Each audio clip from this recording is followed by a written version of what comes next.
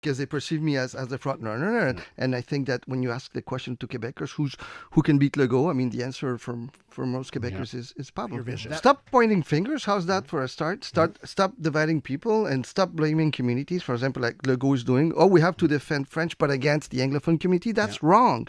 The job of a premier is to unite, not to divide. So that has to change because we're hurting our community. So that's extremely important. Of course, just tone. No.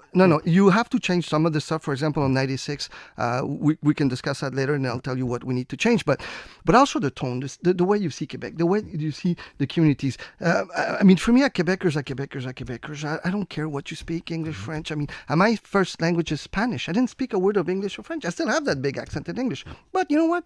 I'm a Quebecer. And we're all the same. So as a premier, man, your job is to unite, not to divide. Okay. Well, I mean, there's things that shouldn't be there. For example, the fact that someone can get in your business without a warrant and leave with your stuff. That doesn't make any sense. I don't even know if that's legal. I mean, some of the things he did. This is outside of 96, but what he did to Concordia and McGill, that's a shame. That's unacceptable. And I attacked this. At the time I was a minister in Ottawa, and I came out right away and I said, this is wrong. And I'm not the only one to say that, by the way. And not only the Anglophone community. I spoke with deans from Francophone universities, and they always say, it's a bad idea. We're shutting windows and doors to the world. We have to unite and support the education system. The first day I'm in there, I reversed that. And I said it yesterday in a Francophone television.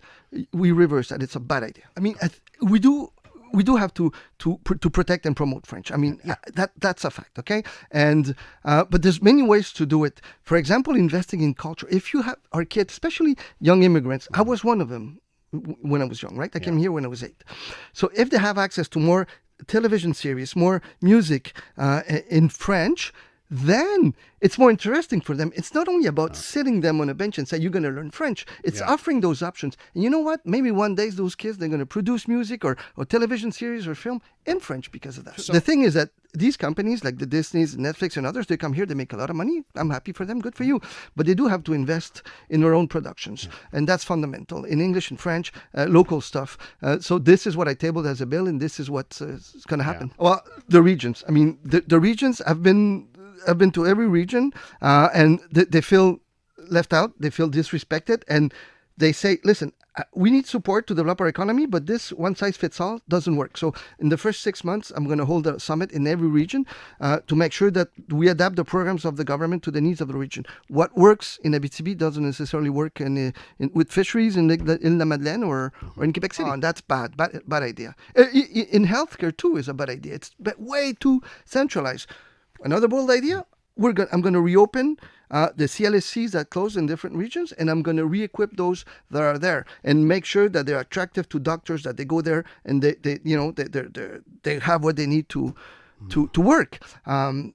The system also today is hospitalocentric. I don't know if I invented a word or it exists, but for too many people, the only way to see a doctor if you feel sick is you go to the ER and you wait 15 hours. That has to change. So we're going to take people away from the hospitals, reopen the CLSC, and also make sure that for some stuff, specialized nurses or pharmacists can do the diagnosis.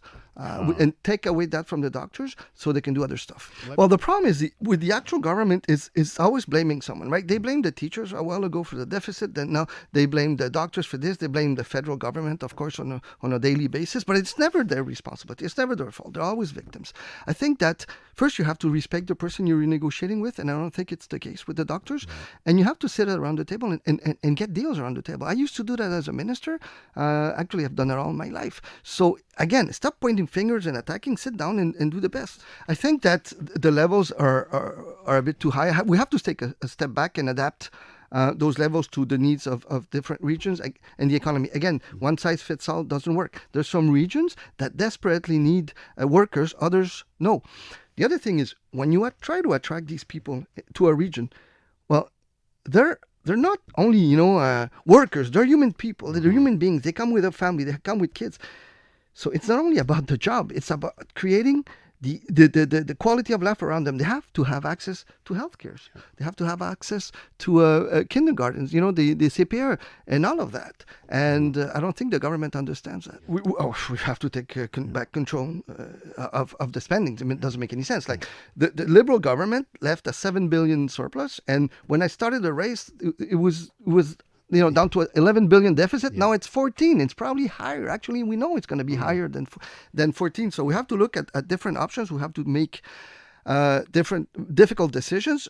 We have to freeze the number of civil servants. I'm not talking about doctors or nurses or teachers. They play a fundamental role, but those are in the offices, and see how we can probably do better with less.